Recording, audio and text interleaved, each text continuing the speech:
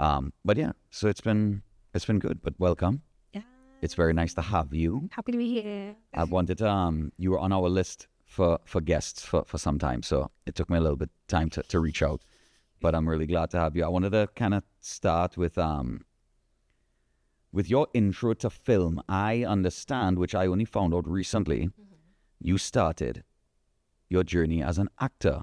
Yeah, I did. And you studied at UE? So I did some studying, and I did some studying at UE, but I could tell my journey real quickly. Right, yes, please. So I think my very first interaction in terms of like, me thinking, oh, acting is even a thing. I was watching Crooklyn. I was like either 4 or 5 years old. I have like a really dread memory, especially of my early life. And I saw Crooklyn come across on TV6, and it stars, that's a Spike Lee film. It stars Troy, who's like a young black girl in Brooklyn in the 70s, and her family's kind of like, dysfunctional. But, there's so much love even within the dysfunction. And, it has a really wonderful journey. But I remember watching that film, and I was very emotional watching that film. But one thing that I took from that, I'm like, I want to do what she's doing. Like, I want to be on a TV too. I want to act. So that's like my first idea of, oh, this is the thing. And my dad is very, encouraging. He always, from a very young age, would tell me, where there's a will, there's a way. I can do whatever I want. And my grandmother, she was always very encouraging in terms of, she didn't get her education past standard 3 because she had an abusive stepfather. And she had to leave St. Lucia at 16 by herself to come to Trinidad. And she always, regret not being able to finish her education. So I would always hear her say, regardless of what you want to do, make sure you get your education. So the first time I acted, besides church stuff, I acted in a play in my primary school. And then when I graduated primary school, I would act in high school at Bishop's. And while in high school, I was thinking, I think I want to take this thing a little more seriously. But I wasn't sure what avenue to take because my family members did it. I never, I grew up going to plays through my parents. They would take me to plays even when I was a young child, watching adult plays even, plays with Bacchanal and all that kind of thing.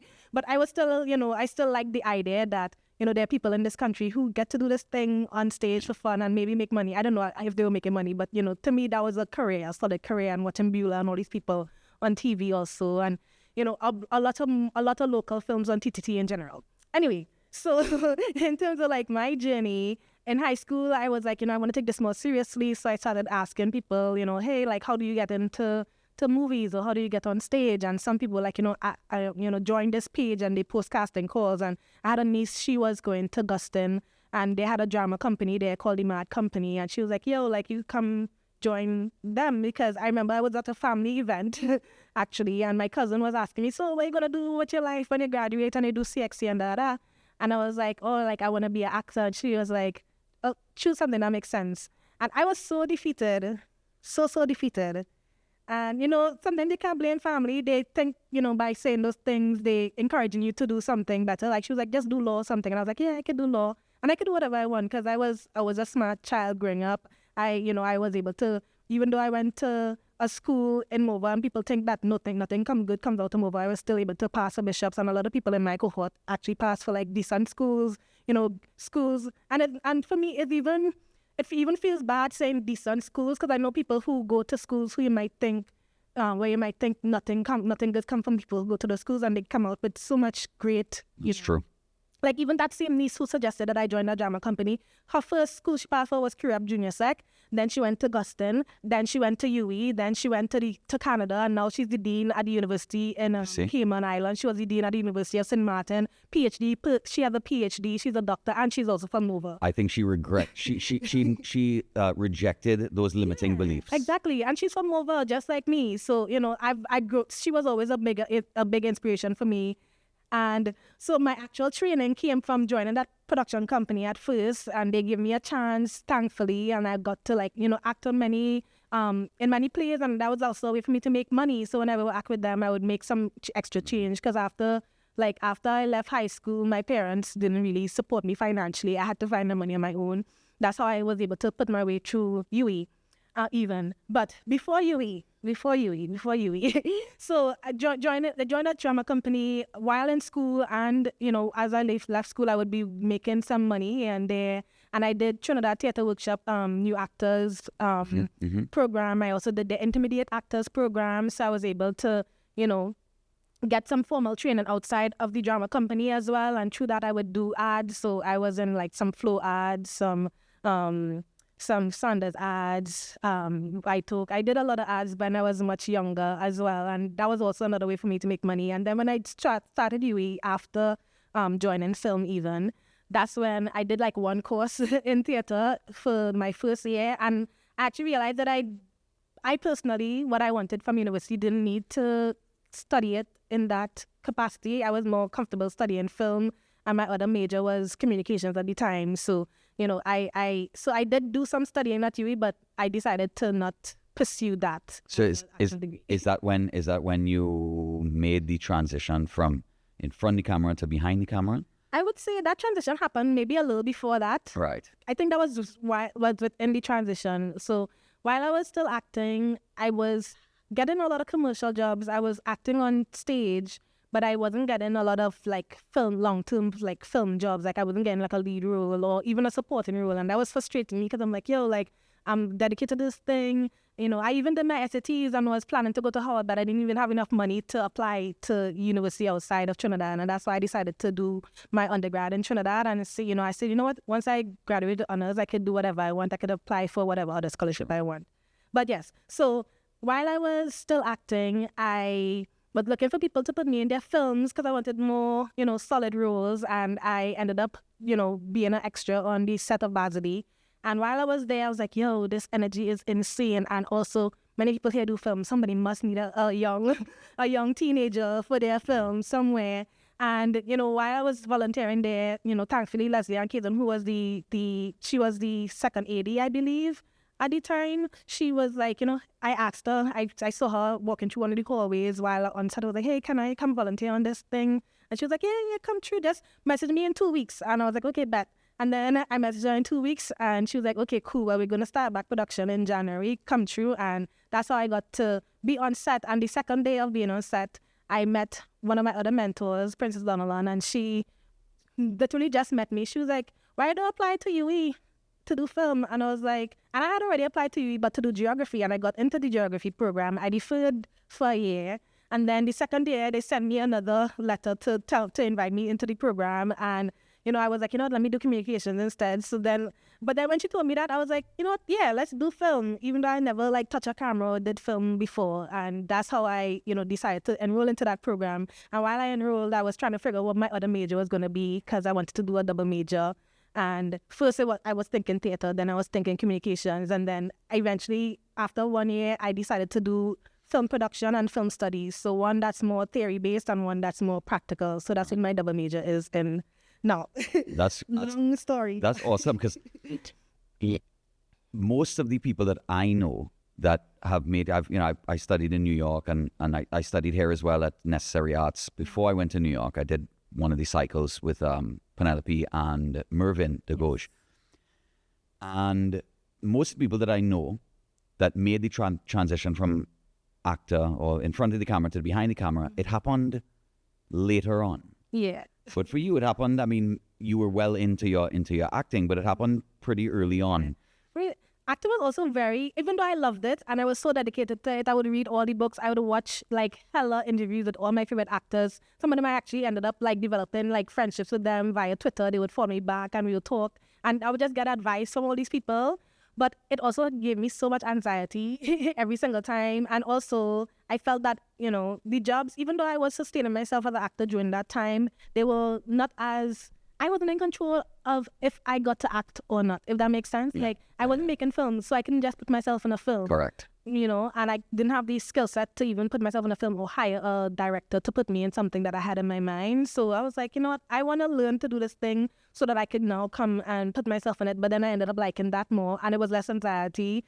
And, you know, I didn't have to prepare to be on stage. I didn't have to prepare to be on camera. It felt more natural. And I liked seeing the production process roll out behind the camera.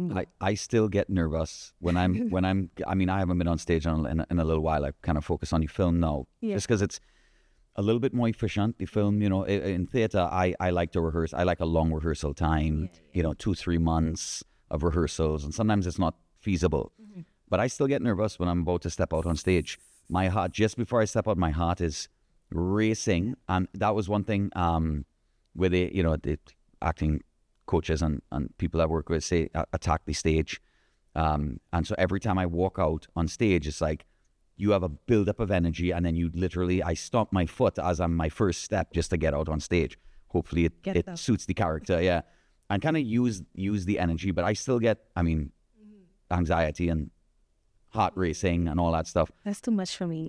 What? Let somebody else do it.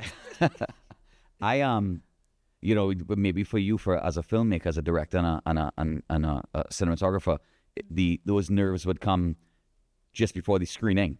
I mean, yes, it does. But it depends on how many people I sent the film beforehand. And it's usually an obsessive amount of people just to make sure that I'm sure. And I like people who are honest, obviously. I'm like, if there's anything in here that's cringe, or anything in here that's like out of place, please let me know. I would be so embarrassed to. And there's nobody perfect. Even the most prolific of filmmakers, they might have something in a film that that they don't like, and you don't even know that they don't like it. Correct. But if you're making the film that you know. I produced a film. I wrote and directed and produced a film called The Warehouse with Conrad Paris, starring Conrad Paris and the late great Chris Smith, one of my favorite people and actors in Trinidad. During the editing process, Dominic Koo, who shot it and edited it, I realized that if we wanted, we could edit this thing for years. Yeah. You've obviously had that experience. I mean, I think anybody in the directing or writing or even editing space can feel that. How do you know when it's done? I mean, is it that you do use your colleagues and you do use feedback to drive a lot of that decision making for you, or? So I'm kind of, how do I know when it's done? It's so funny you ask me that, because even I have a film called Fantastic Friday, and the editor I worked with on that, I mean, he's a close friend, so he won't hold it against me. But if he wasn't a close friend, I know he'll be pissed, because even, sometimes when another festival comes, I was like, but I just really wanna, can I just, it was like, and he's still very willing to do it. So how do I know it's done? Sometimes it's never done, but to be real, sometimes I just leave it as it is, and it's done because I can't touch it anymore. Correct. And it, for me, it's never done. Because if I get this chance still to make another change, I will make it. It's never done. It's never really done. People, if you come to this screening, you might have seen this version of it, and when they come to another screening, it have a little tweaks here. You might not know it, you might not see it, but like this clip is 0.1 seconds, 3 frames shorter. Exactly. It's literally sometimes changes like that, or so. How do I know when it's done? Is sometimes it's not done. Sometimes it's done when it's like, okay, when the deadline for the film festival is up. When the deadline for the film festival is there. Yeah, they say work expands to fill time. Yeah. So if your deadline's in 2 weeks, it's gonna take you 2 weeks to finish it. Exactly. Still it's never done. We've submitted edits to film festivals, and then you watch it again and you're like, I want to edit this, but they already have it, so it's done. So in their eyes, it's done, and you just had to deal with it.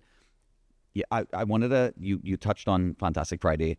Your most recent film is Fantastic Friday, or just actually, after Fantastic Friday, I had a film called Days, and that went on to the Pan African Film Festival and Scream Fest, which is the largest horror film festival in the U.S. And the Pan African Film Festival is an Academy Award qualifying festival. And since then, I've shot 6 more episodes of Mass Prep, which is a docu-series that I have, and a couple other things. But I would say that's the one that's been to the most festivals, because I shot that before any of those other films I mentioned. Like the other films, like Days, I shot that in 2021 when I was in grad school. It's actually set in the US, and then Mass Prep, I came back in 2022, and I shot that 2023, 2024 as well. So, but in terms of narrative films, from Trinidad is my most recent. Narrative films is my most recent, but yeah. Right. And, I noticed something. Well, what I was going to ask about, the Fantastic Friday, and of course your film Soft Hair, and Mass Prep, and all these different things. I sense a theme of culturalism, and whether it be the Trinbago or Caribbean cultures, or the Afro-Caribbean culture, or experiences. How much does culture how much do you kind of like to lead and lean into culture for your stuff and tell stories that have something to do with a cultural aspect of, as I said, either the Afro-Caribbean experience or just the Caribbean experience in general? I think about that question a lot because it is a question that people ask pretty frequently, I would say. And to me, like, anything could be culture, if that makes sense. So I know it's difficult for me to answer that question. I mean, I don't know if always difficult to do it. Even to this day, I still try to understand that question a bit more in relation to me. Because for me, the thing that drives me to make work is not because of a cultural aspect per se. It's more like an intrigue. Like if I want to learn more about a topic, whether it's hair, or if I want to explore something about myself or my life even, I just make a film about it. I don't necessarily think, this is a part of our culture, this needs to be documented. I think, me filming you right now sitting at this desk could be culture, because you're a human being in a space and belong to a group, whether it is a national group, whether it's a race, whether it's your family does a certain thing a certain way for a long time. I think, I think about that any human being or anybody engaged in anything in a space as a culture or a cultural artifact, a cultural contribution in some way, a community, anybody. So to answer your question, or to try to answer your question, I would say as a filmmaker, I make films that, either allow me to dig deeper into a question or dig deeper into understanding myself or a place or people or anything better. So I did soft hair because I always had insecurity about my hair growing up. Like, people would bully me like, oh, your hair so hard, or your hair so this, or your hair so that. And I didn't like that. And it made me feel very insecure. And also growing up seeing, guys that I might like girls with curlier hair. And that, they like almost like clockwork would always go towards those kind of girls. I'm like, yo, is it something wrong with me? Like what can make, but then sometimes, and not to say that people haven't been attracted to me here ever in life. Obviously, I've had relationships, but but I find when I leave Trinidad, I don't know if there might be controversial to say, I find that I get even more people attracted to me than here, and I don't know if it's, I attribute it to, I don't know what I attribute it for exactly, but for me at the point in time doing that documentary and now reflecting on it, I think it's maybe even just the kind of person that I would have, say admired and realize, oh yeah, they have a thing for whatever they have for, and it is enough for me to change their perspective. It's wrong in my opinion to base who you like on whatever physical features, because the way that I think, I base my like or my attraction to people based on how they make me feel, how intelligent they may be in terms of like, stimulating my mind. And that could be any kind of intelligence. It could be somebody who could rail wire a house, or it could be somebody who knows astrophysics, whatever, once I could have my mind stimulated, then I'm happy. But going back to the work, so yes, I did software because I had that insecurity and I wanted to learn more about the history of how we view our hair, why we view our hair that way, and hear from other people, their experiences, so now I can make sense of things for myself, and, just deal with that self-hate, whether it's me hating myself because of other people hating me or people hating me because of their own myopic view of, aesthetics or whatever, or, human relationships or whatever their reason is. I wanted to figure that out. And I did mass prep because I didn't have enough knowledge on traditional mass. And whenever I try to Google or YouTube, full documentaries or proper documentaries, thorough documentaries about these things, either the people who made it, they might have it in their hard drive or in an archive somewhere where I can't access it, or it was like, not so well shot kind of, or like maybe like a kind of rough newscast or something, nothing that I, as a younger person at that point in time when I first came up with the idea, I was 22 or 21 even, I wanted something that I as a young person could watch and be like, yo, like I want to learn more about this thing and, this is intriguing. And for me, if I like it, then other people of that age group would like it and want to be educated by it. And it wasn't just for my age, it ended up, transcending any age group when it comes to like audience, because I showed that at the South London Gallery and a lot of people, different races, different backgrounds, they were so like, whoa, like all this happening at once in a country. So, that intrigue made me make that. And well, Fantastic Friday, I've always had so many experiences with my friends, or actually one main experience with a friend after shooting a carnival band, where we had bands we had shirts and everything. We went to the after party and they're like, oh no, y'all can't get in without the t-shirts. I was like, yo, we going to after party. We have our bands already. why all, like, we already did the work, like, why we can't get into this party? And we tried all kind of things. We went by the fence, we see it had dogs there. We went, we tried to, like, coerce the security guard, and they just weren't listening. But also, I also wanted to experiment with shooting certain things unpredictably. So there are certain parts of the script I didn't like write. I just put my characters in a scene that was already happening. So when we were shooting All Mass, I wanted to have like a chase scene between the drivers and the characters. I was like, you know what, let's just go to All Mass. We got our MCC badge. Thankfully, they hook us up. And I was like, you know what, y'all just run and I'll just capture from here, from there, and, put it together in post. I don't know what it's going to be like, but I just wanted to experiment. So those two experiences drew me to making Fantastic Friday. And generally, anything that I capture, even the thing that I captured that I haven't posted yet, or, like, I have a deep love for jazz music. Like, it goes so deep. And, one of my favorite musicians, I was able to recently, like last year, I was able to film her and photograph her. And, like, these are the kind of people, or I would go to jazz conferences and end up, like, making a lot of friends with people who are in that world. And,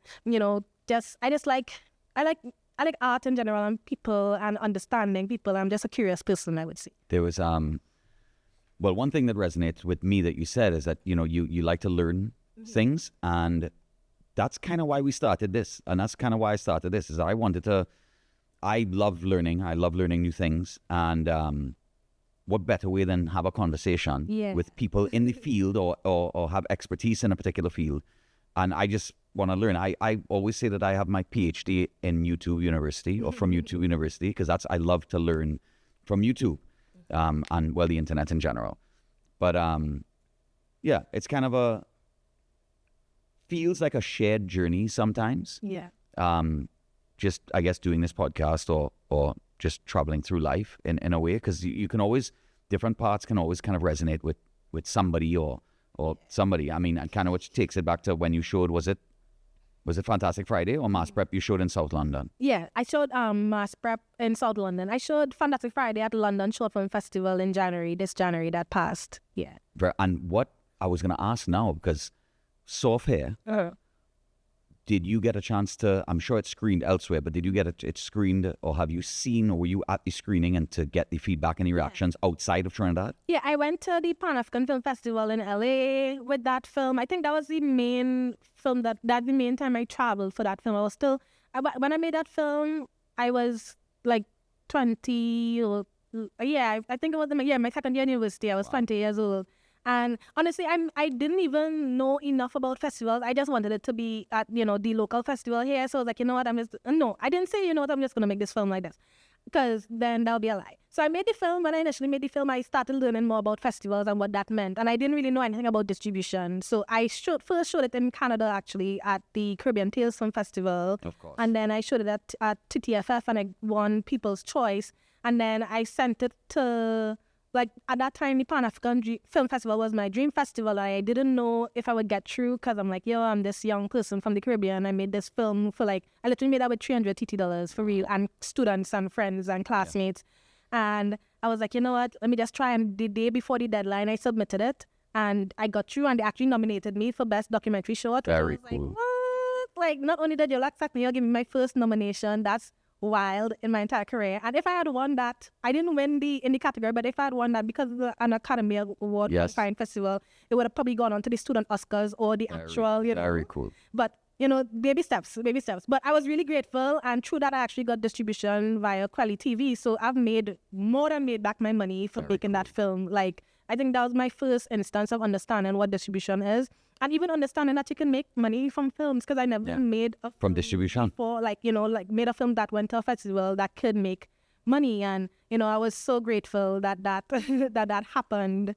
What was the I mean, I guess the American experience and the Caribbean experience varies widely. Yeah, in terms of education. Yeah, and well, in terms of the, I guess, the Afro-Caribbean experience and the African-American experience, how was Soft Hair's, I mean, it was obviously got nominated, so it was obviously very well received, but you went to the Pan-African Film Festival for it. What was the kind of the reception like? And it also, just to also add, it also showed that in London, they have their Black History Month is in October, I believe.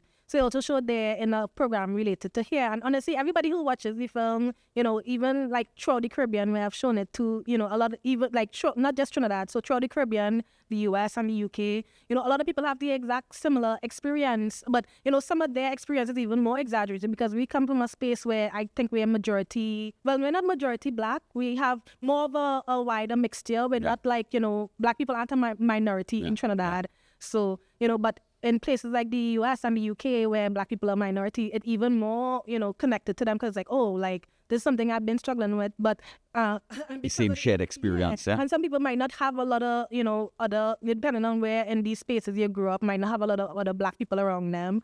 Or, you're all in this together trying to like work out this insecurity or this issue, or dealing with people having to be put out of school because of the way their hair is styled, or, discrimination at work because of the way their hair is styled. We see it all the time and still to this day. And, because of that, I think it was a universal enough story for anybody to connect to it and anybody to be like, yo, like this is the important story. Like, it definitely helped me understand a lot of things about myself even more. Some people had the opposite where like, yo, and a positive opposite where it's like, yo, like I didn't realize how messed up me deciding who I date or deciding who I speak to based on their hair, could definitely be harmful. And, like for me, it's always been a thing where I don't like to make fun of people because of things that they can't change. I mean, I don't like to make fun of people generally because I feel like I'm an adult. Like, why am I going to do that? I agree. But especially about things that they can't change, or even if they could change it, it's not for me to bully them or demand some sort of change. When you're ready to do whatever you need to do, you do whatever you need to do. If you feel you're too small or you're too big or you're here too this or like that's not my business, and it's never been my business. And I feel like it should be nobody's business. Yeah, well, I agree with that. And it should be for people to reflect and really, do that research and history and understand, why they are reacting the way they are towards people or towards themselves even. I kind of want to turn a corner because I wanted to get into this. I don't want it to be, it's not a sore topic or anything, because I think that I clearly, I mean, being a female videographer or director, I would say what's your field? Generally, I say filmmaker, and filmmaker. I would say DP director. DP director. I don't really do much videography anymore. Right. Obviously, I would have done more of that in the past, and there's definitely a place for that. But in recent times, like maybe the last 5 years, since doing my master's, I've mainly transitioned to doing cinematography, directing, right, producing, right, yeah, and like if I don't really do much event coverage at all. Like it's only like very like people who have been working for years, and we're gonna do like an idea that's like very much different from what we would usually do, or they need a favor because they're my close friend. Then sure, yeah. What I guess this is kind of one of those questions that would be asked a lot of female DP directors. What is it like being in, like, do you feel pushback? Do you feel resistance? I'm obviously I'm not gonna have that experience, so I don't know, and I do know that it's a male dominated field within film. Yeah. Even though some of the best DPs that I know are women. What's it been like for you? What has it been like for me? Okay, I think I have 2 experiences, and those experiences are very much directly related to who I decide to spend my time and energy with and making work with / for. For the most part, I think I have a solid support team of mentors, especially women mentors, who, have shown me the ropes.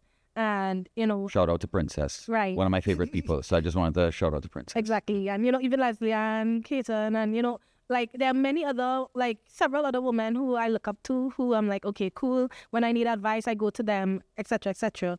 I say the soreness comes when I decide to go against my instinct and either collaborate with or work for or with people who don't have respect, not just for one, but in general, for creative people, So I find whenever I'm in those situations, it starts off like, oh yeah, you're such a great filmmaker, you're so great at what you do, we're so excited, da da da da. And then as soon as they don't get their way, or as soon as I decide, hey, actually you're not going to exploit me in this kind of way, then it's like, oh, you're not that good, no, or we could treat you however you want, or you're not, what's the word?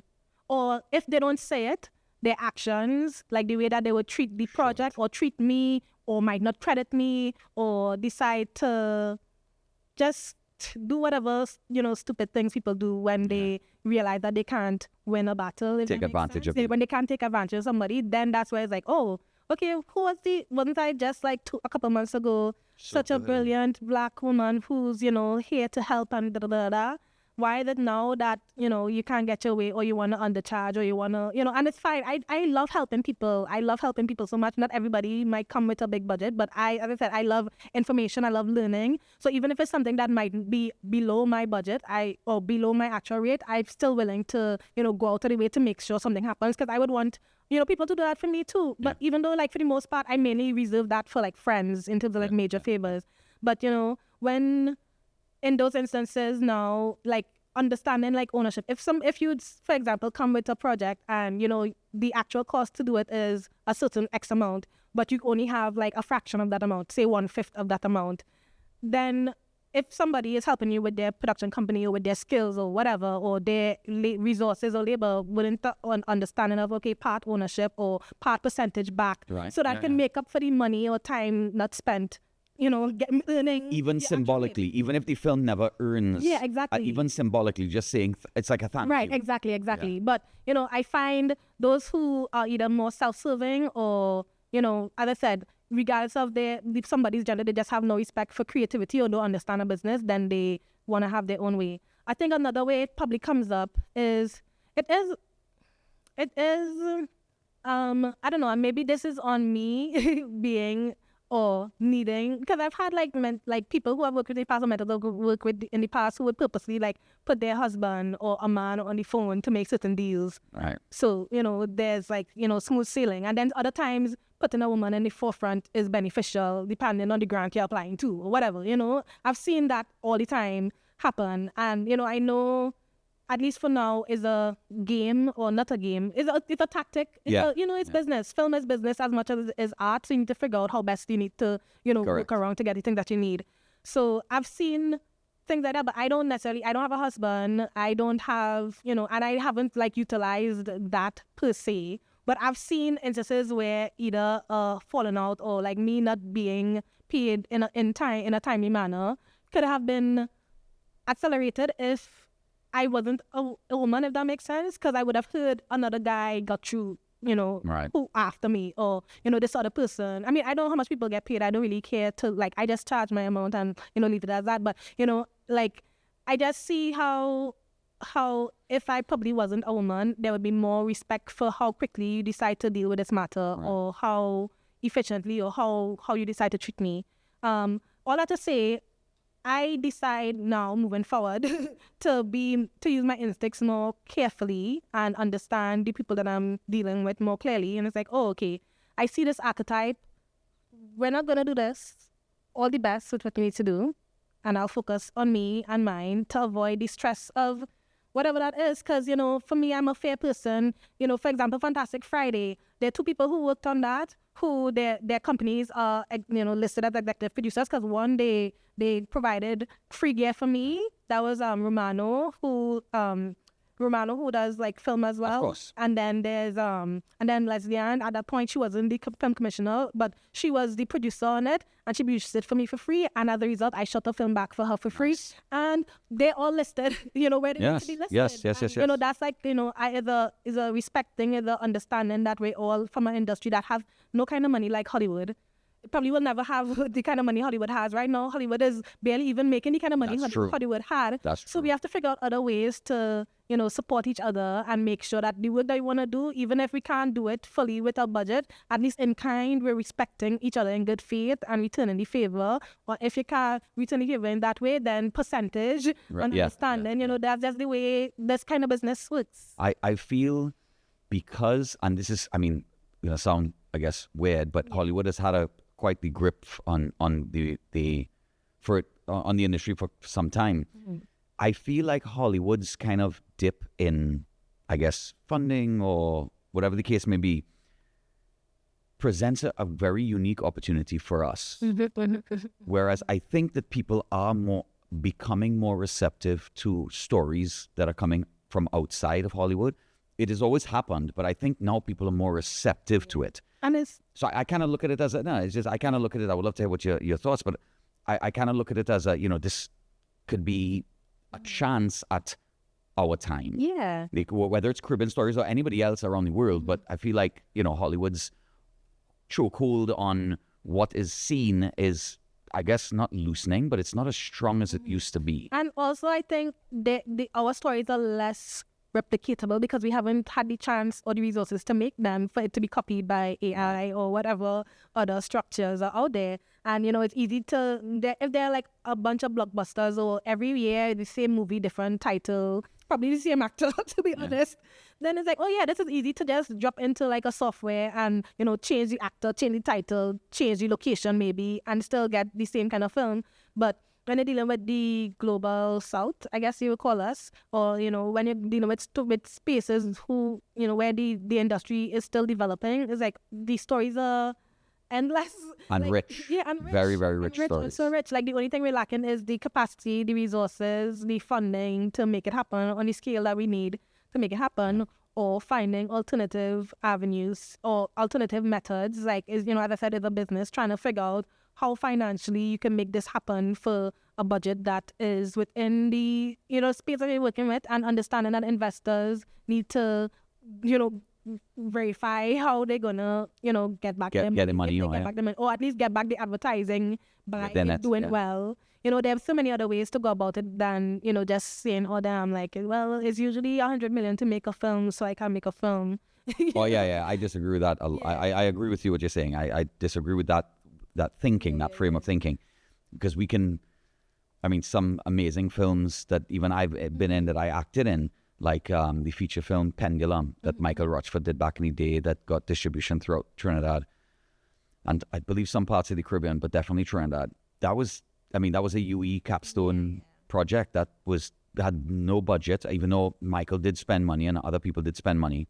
It had no budget, essentially. I mean, a few $1,000s or under 10,000 TT, which is unheard of. You can't mobilize anybody. You can't rent a day's worth of gear for $10,000. So it's definitely possible. Yeah. I think it takes a little more grit. May take a little bit more elbow grease to shoot a film on a very, very low budget, but it's very possible. I mean, it helps if you also know how to do many different roles. I mean, ideally, you don't want to have to do that, but if you can, it's an advantage. And I think that solidified in my mind a bit more solidly when I went to grad school. So I went to Florida State University. I was now going to ask about your master's. So I got a Fulbright scholarship and I used it to get a master's in film production with a specialization in cinematography. But in the first year we did everything, and also especially in the first year we had to make a film. The first semester we had to make a film every week, and we had to make a film every week, and it was so intense as a program. Instead of a 3-year program, it was stuffed into 2 years, so we didn't even get summers off. Like for an entire year, I probably got 10 days off between the spring and the summer, 14 days off for Christmas. Right. Wow. For 2 years, that was, I only had like 24 days off at most, to be honest. Wow.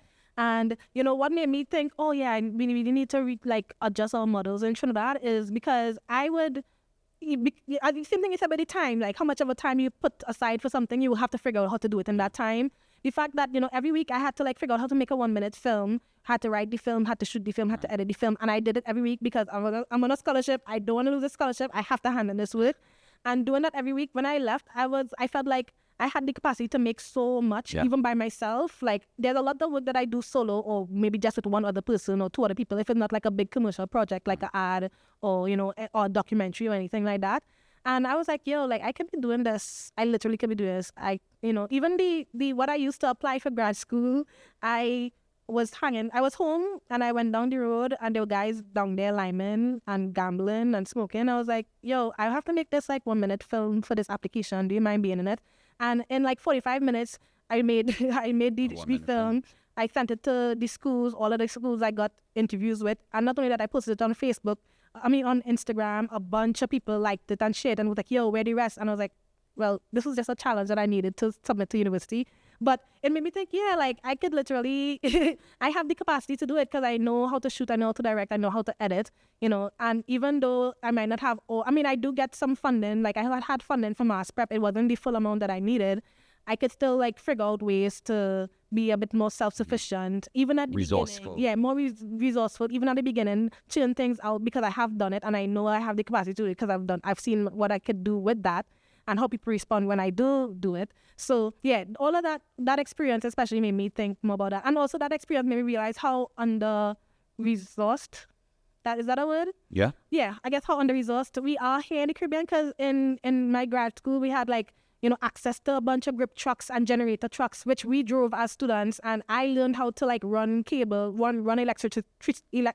I learned how to run electricity from a generator truck throughout an entire house, and power lights and all these things as a woman, pulling cam lock by myself or maybe with one other assistant. And they have red cameras and all these lights, and it's like, it's not that we don't have the talent here, we just don't have that kind of money. And if we had those exact same gear here, and our local filmmakers could have a whole truck of equipment, some of the top equipment that you could find in the world, and lights and electricity wherever they need, then obviously we'll be producing on a higher level and a more frequent level. But I also teach at the University of the West Indies, so like, and I went to the University of the West Indies, so I know the positives, which definitely are it's rare to get a Caribbean education, English-speaking Caribbean education that's that robust in terms of like a really solid theory. And I feel like even our the documentary program that I did, and well, she's the same professor is there, Lynn Parks. I felt like that was so helpful, and I feel like I see so many strong documentaries coming out of this space. But my thing is like, I just really wish, just generally, not just Trinidad but the Caribbean, if we had just that fund or funding or resources, or somebody give us a blessing and be like, hey, here's some cameras, and it will last for a long time and we could do a lot with it. I think that would definitely take us to a whole another level. Yes, I've not that school in the US was better theoretically, like it was. They just had more money and equipment. They just had more money and equipment. Like I went there being afraid, thinking, like I feel like I'm from this small country and I'm not gonna be the best. I get other people who had access to all these things on time, and that wasn't the experience. Actually, I was the top of my class. Actually, and this is on the record, I guess. Like there's so many people who tried to sabotage me because they saw that I was doing something that seemed easy, but they couldn't figure out how to do it. And for me, I was still like vetting myself and trying to push myself harder. I didn't feel like I was at my highest, and to them it seemed like their highest. And of course I got a lot of praises, and the work that I did still went on to big festivals in the US too.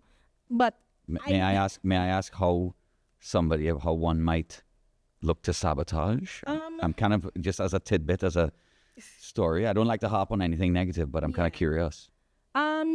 So there was this person who, they were going to be the director of this film that I was the DP for. And they had two films that they had to direct for our thesis. And they decided to spread a bunch of lies about me throughout the entire cohort, like our cohort and the one below. And like literal rumors that were completely untrue. And it's like petty things, like stupid things, like childish things that I didn't bother to like respond to them to this day even. The only person I respond to was one person, which is funny enough. And when you think about optics, and this is not me talking about race and white and da, but a white man who's a student in my class, a cinematography student, he came up to me and shouted at me in front of people in the lobby, telling me about things that I didn't say and things that I didn't do. And I was like, very calm. I was like, I don't know if you understand the optics of what you're doing right now, and please tell me one thing that I've said about you, please. And he couldn't find one thing that I have said out of my mouth about him, but I could tell him things that he'd said about me. And all the other things that she would have lied about, that she's telling him and telling everybody. And then I was like, okay, well, cool, well. And then eventually he apologized to me in front of my face, but he was still like doing the same kind of stupid thing. And he was also like passing on those same rumors. And it's like really childish things, like Shari's trying to overachieve and outdo you. Shari's trying to, be like, it's literally like very childish More things. jealousy. Yeah. And I was like so surprised. Like honestly, the first time somebody said it, I was like, this is like funny. This is a lie. I'll take that as a compliment. Yeah. I was like, Damn right, I'm doing like, well. Okay, sorry for like not wanting to lose my scholarship because I'm here, because I don't come from a privileged background, because none of my parents do film, because none of my parents have a lot of money, because since I was 17 years old, I've been sufficient on myself. I haven't had to ask my parents for money, and I haven't been, like, as an adult, I've never asked anybody to loan me a sum of money to do anything. I've always had to find my own way to make my own money and buy my own gear, and don't have bigger investors behind me. I don't have like none of that stuff, and yet still you could find yourself in the US. I mean, sorry, I don't want to say the US because because I know there's a lot of tension there, so we could cut that out. But you can find yourself in a space where you're way more privileged than me. You have more money than me. You by your race alone, you have more access than I do. When you graduate from here, you could go to LA and go wherever you need to go to. I have to find a way to either get a job so I could stay here or go back to my country for 2 years because I was here on a scholarship. Right. And still, you feel intimidated by me, little old me, who doesn't have even a half of what you have, who, when you graduate, your parents give you $5,000 and they paid for your flat in LA. Meanwhile, when I graduate, I didn't get a gift and I had to go back to Trinidad. That tells me how highly, just to spin it in the positive side, the silver lining, as they say, that tells me how they actually viewed you as a force to be reckoned with. I mean, you don't get jealous of people who are worse than you. You get jealous of people who are better than you. And then at the end of that, that even went to faculty. It was big. It was bad.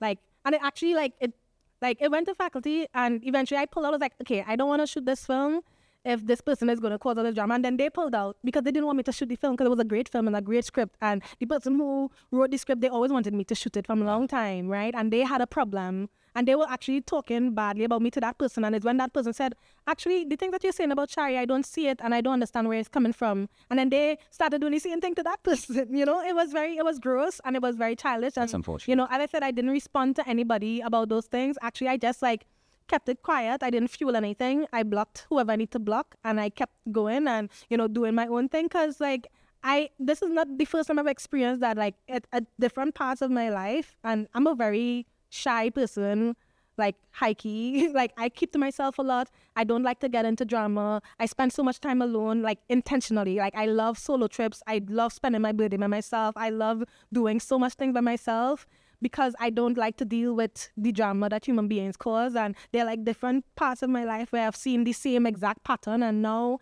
I've gotten to the point where I could identify those patterns quicker. It's oh, you want to be really, because that same person started off wanting to be really friendly with me and they want me to shoot all their things and da-da-da-da. And it's no, you just want to use me. And when you realize that, you can't use me in the way that you want or whatever how else you have going on, then you want to discard. Right. So now these days, I'm so much more cautious with how I collaborate, so much more cautious with who I invite into my space, as if I wasn't already cautious.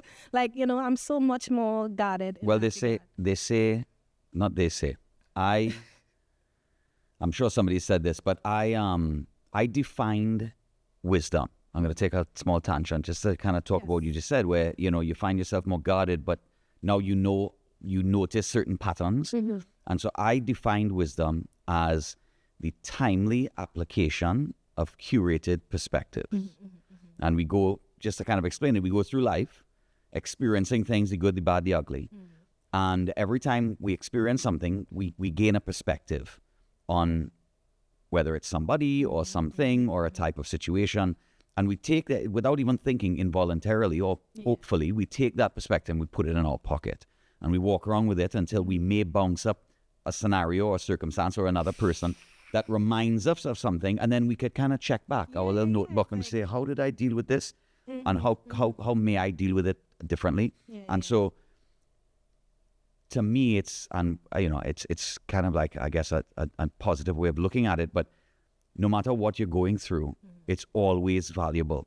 Yeah. Good, bad, or ugly, because there's always perspective to gain from it. So much to learn.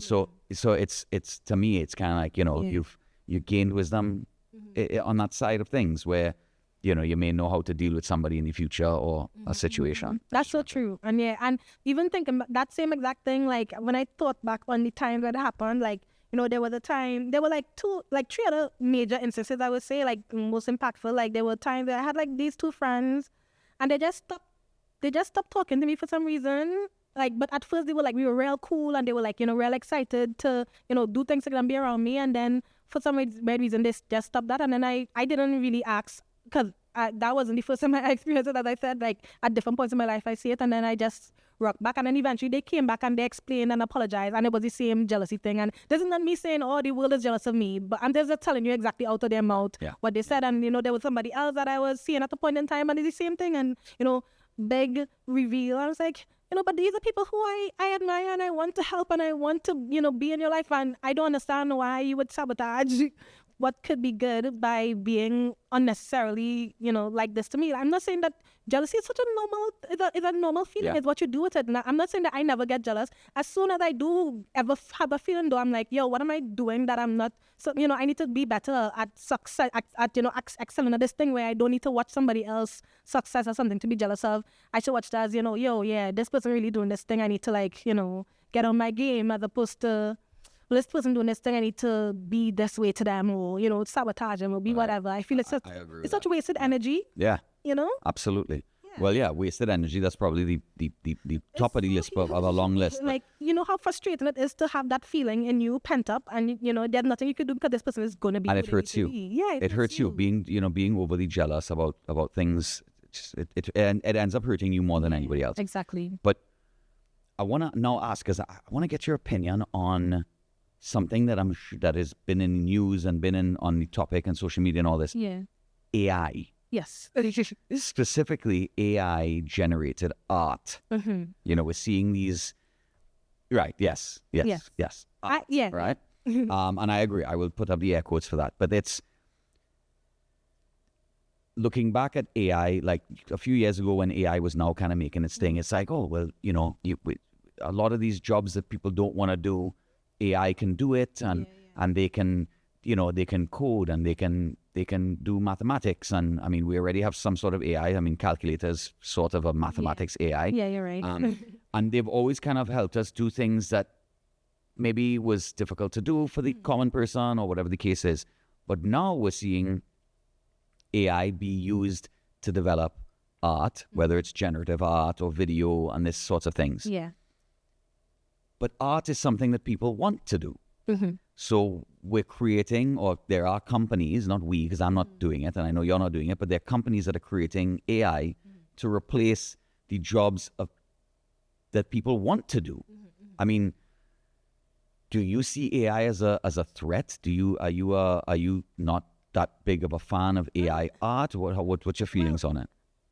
I don't know if I would call it AI art, to be honest.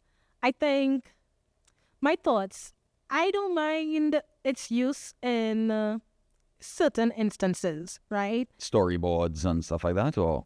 So what I was actually thinking about this today coming down, because I was thinking about just the evolution of human beings and how with every new age, something is wiped out that you don't do anymore. And then we have this new set of things, and also new created jobs because of those set of things. Even like stuff like the industrial revolution. Like I was thinking actually on a more primitive standpoint, I guess. I was just thinking about like stuff like the fact that humans don't really know how to forage as a people globally, or we don't know how to do the things that the cavemen or the early people would have done to, survive, or, if you're out in the bushes, if you just didn't happen to grow up around a family that know that kind of tough life, you might not know how to get clean water. You might not know how to start a fire. You might not know. But at that point in time, there definitely were people who know how to start a fire easily, because that's, That's what you had to do to survive. You had to find your rocks, you had to find your twigs, and you had to figure it out. And then the lighter or the matches come about, and it's like, yo, okay, cool. Now we make this easier for ourselves. The Industrial Revolution, I don't want to pack every single piece of, glass, but now we have these things that can make it faster. Now I could just do the tallying of the glass, And I'm thinking of, and then even the internet, my sister used to be typing using a typewriter in, not Citygate, by the Crazy as part of her job. Now she has a laptop, and my sister is very much older. She's like in her 50s. I have very older siblings. But, I was just thinking about all these different things, and I was like, okay, well, AI is another step. It's a thing that's very, very easy to get out of control, and it's very early. Just like the internet, we were like, even when people started doing photography, painters was like, oh Lord, but then they started using more expressionistic, creating more expressionist work, where it's like, oh, we don't need to replicate a picture. Now we have to do this thing that a photograph can't do. And then photograph gets slow shutter, digital, that I was like, okay, like all these things always kind of happen. I think it's going to replace you forever. And I think this is one of the things that has like a higher replacement rate than a lot of those other things I called, like a much higher replacement rate. Like I feel like, there are jobs I used to be doing for clients where like maybe 5 years ago, now they could do all of that on their phone and find a graphic for it on Canva. And, like they don't need to do that anymore. And on one hand, that makes it easier for them as a small business owner. And I can be vexed at that, but I have to be another other creative myself, figure out what do I need to do to make myself withstand the change that's happening. To remain valuable. Yeah, so I can't just stick to one thing. I can't just be, let me just call a role. I don't want to make anybody feel, it doesn't matter. There are people in these roles all over. I can't just be like a script supervisor. I can't, just rely on being a grip. I can't just rely on being an editor because things are being edited by AI. Yes. Or because now that it's such a smaller workflow, now we have like digital screens or green screen technology is so much more accelerated. I don't need to have a big crew. I could come with like 5 people and we make a whole production in a house or in a studio, and I think we shoot it outside. Yeah. All that to say, there's probably more to say. I'm getting to my point. All that to say, I actually use AI to figure out how to future-proof my own job, actually. Nice. So, that's something that I'm always researching and trying to see if it changes and at any point and what has developed that's further than what I know at this moment. Because I've been either, when I say using AI, I'm not using it to create films or to write scripts, but using it and researching it and understanding it since like late 2022. Around there when they first dropped ChatGPT and Midjourney on Discord and stuff, and it was very still wonky at that point. And where I stand with it right now, just like the internet is going to be here, it's already integrated in our phone against our will. We can't turn off the AI access on WhatsApp. We can't turn off the AI access on Google with Gemini. We can't do those things because, and now with WeTransfer and they're using your data to train. Like, Is it not, not just using the data, but did you see the new terms and conditions I'm where... definitely going to be removing myself from WeTransfer because of that, especially. I was telling Cameron about that. I was saying, like, I sent him the screenshot of it, the terms and conditions where they're going to retain everything that you send, and they could use it for training purposes, for marketing. I was like, What? we're getting mad bold right now. Yes. Mad bold. Yes. And then we were also having a conversation yesterday that Letitia, Leslie had passed through the studio yesterday, and we were having a conversation about we can't own anything anymore. Everything's a subscription. And the second that you don't pay, Adobe because of that. the second you don't pay that month, you no longer have access. Yeah. You could have subscribed for 4 years, 5 years, spent thousands of dollars on these programs, and now all of a sudden They're gone. it's gone. And it keeps increasing That's every year. crazy. Every other couple months, sometimes every year. So Netflix raised their fees. I got rid of Netflix. yeah, that's The what next day. That's what you gotta start doing, like Next day. the people. But I think it's definitely here to stay. And for me, the way that I stand on it, my level of use is ways to make my workflow faster, but not ways to create. I don't want to make AI art. I actually like creating art because I like using my brain and understanding seeing what's in my brain come to life in real life and understanding that I did that, But I don't mind using it to, if I have a shot list, tell me the order in which I should shoot this to make my workflow faster. Yeah. Or, like if I have like Scheduling. scheduling or, those kind of things. Like, I would use it. I use it in that way. We but use it in our pitch decks. So like we needed some sometimes they can't find the image you're like looking for. characters. Yeah. Because characters and we use it in our pitch decks for one of our big pitch decks that Cameron and I did, and people love the images. I'm like, this is all AI. When you look at the hands, we did it back when the hands were still wonky. kind of and like 3 fingers and 6 fingers and things. And but I for those things to make preparation more efficient, like we said, shot lists and stuff like that and scheduling. That I see it. Yeah, I just exactly. you say because those are things that people can do, but they don't necessarily want to sit down and figure out what's the best way to schedule a feature film shoot because that. I've had an assistant. I've had assistants in the past, and since there was last year I left Trinidad like around May, and I spent maybe 6 or 7 months out the country, so I didn't really need an assistant anymore. But that was around the same time that AI was even getting better and better, and so many things that I had my assistant doing in the past, I was able to automate or make some of those things easier, but it doesn't mean that I would never need an assistant. I still need one, but as somebody who needed to downscale at that point in time, it was helpful. But I just know that it's going to be here, and we have to, it's the people who would be most resilient are the ones who are able to utilize it to, fast track their workflow. I don't really personally agree with having, like, using it to make your, I mean, I'm a cinematographer. I want to actually shoot the work Right, that I'm seeing. I'm a I also do photography, but I do digital. I mean, I do film photography only. So even I don't want any kind of digital, stamp on my photos anyway, and that makes it easier for me to not care about AI in that way. So I don't necessarily see it for me generating images. It has helped me with graphic design when I couldn't afford a graphic designer, but I needed to create a flyer for something, and but I have graphic design skills because I would have done like courses in the past anyway. But I'm not a graphic designer, so like in those ways, then sure. But also I know those graphic designers they're gonna be, a lot of them are gonna have a tough time unless they are like the top person. But some of them are probably also gonna be using it to fast track their workflow too, because now clients want everything faster. Because why should I wait 2 weeks for you to make this when I could do this now in ChatGPT or Canva or whatever it is, ChatGPT. So now you have to decide, am I a filmmaker who, my ethics are, I'm so against this, I can't do it. But by you saying you can't do it at all, that means you're probably gonna get less work, or somebody who gonna do it for that amount probably gonna do it. And that's a tricky space to be in. Yeah, they say that AI won't take your jobs. Somebody using AI will take your job. Exactly. Scheduled for the coming weeks, it would be interesting to have, Cam, we should try and think of multiple people.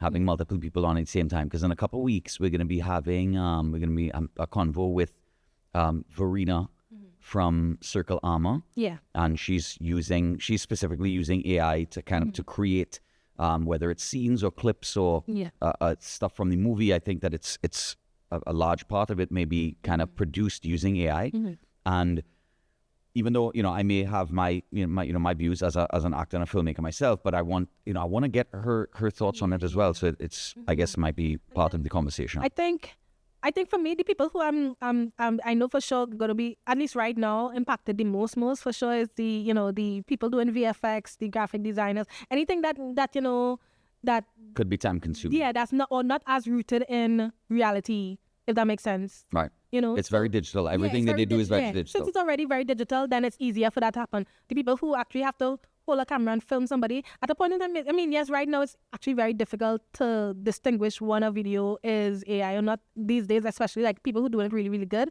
But for me, I still want a human touch, and that's why I was saying like stuff like the Hollywood stuff, like because those worlds are easy to replicate. Like ChatGPT been trained on that, then sure. But people, you can't just make a film from about a old man in Mova in a hut on the hill, planting his garden with his goats. You could, but it's not going to be as realistic or true to life because you've never been in Mova. Most people in Trinidad afraid to come to Mova apparently, but we know, it's a real thing, even though I feel like there are things happening all over the country anyway. But, you need to be with this person to understand the nuances of his existence. And that's where those kind of films are going to be the things that people crave more, as opposed to the things that are like fast food films. I mean, people will laugh at it on TikTok.